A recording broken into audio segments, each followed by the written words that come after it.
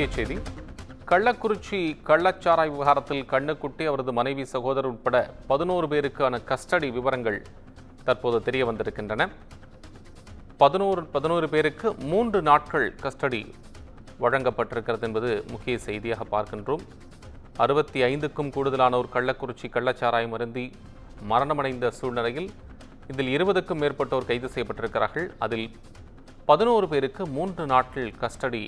அதில் குறிப்பாக கண்ணுக்குட்டி என்ற கோவிந்தராஜன், அவரது மனைவி மற்றும் அவர் சகோதரர் உட்பட 11 பேருக்கான அந்த விவரங்கள் தெரிய வந்திருக்கிறது.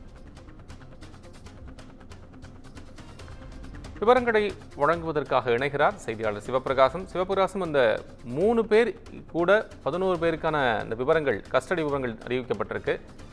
முழுமையான தகவல் சொல்லுங்க. வணக்கம் கோபால். கள்ளக்குறிச்சி கள்ளச்சாராயம் குடித்து 65 பேர் உயிரிழந்த நிலையில் இந்த சம்பவம் தமிழகத்தையே பெரும் பரபரப்புக்குள் ஆக்கியுள்ளது. இந்த நிலையில் இந்த வழக்கை சிபிசிஐடி போலீசார் விசாரணை மேற்கொள்வார்கள் என தமிழ்நாடு அரசு அறிவித்தது. அதனை தொடர்ந்து சிபிசிஐடி ஏடிஎஸ்பி கோமதி தலைமையிலான குழுவினர் இந்த வழக்கை விசாரணை மேற்கொண்டு வருகின்றனர். இந்த வழக்கில் தற்போது வரை சிபிசிஐடி போலீசார் 21 பேரை கைது செய்துள்ளனர்.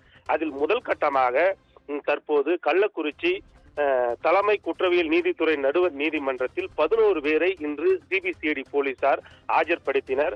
அதாவது கண்ணுக்குட்டி என்கின்ற கோவிந்தராஜ், அவரது மனைவி விஜயா மற்றும் அவரது தம்பி தாமோதரன், சின்னத்துரை, ஜோசப் ராஜா, மாதேஷ் உள்ளிட்ட 11 பேர்களை இன்று நீதிமன்றத்தில் ஆஜர்படுத்தி இவர்களை சிபிசிஐடி போலீசார் 5 நாள் காவலில் எடுத்து விசாரிக்க உத்தரவு பிறப்பிக்க வேண்டும் என நீதிபதி ஸ்ரீராமிடம் முறையிட்டனர். அதனை விசாரித்த நீதிபதி இவர்களுக்கு அதாவது 2 நாள் கஸ்டடியில் எடுத்து விசாரிக்க வேண்டும்.